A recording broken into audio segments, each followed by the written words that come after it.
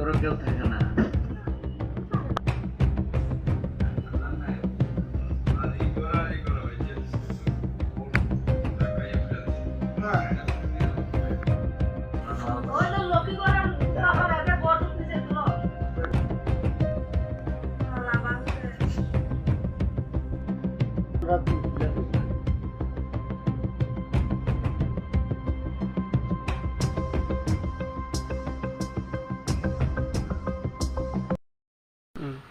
গেছি আবার আমি গেছি আর গাড়ি, তার মা গেছে আর নিমন্ত্রণ খাইতে আমার ঠাকুর বাড়ি নাতলা।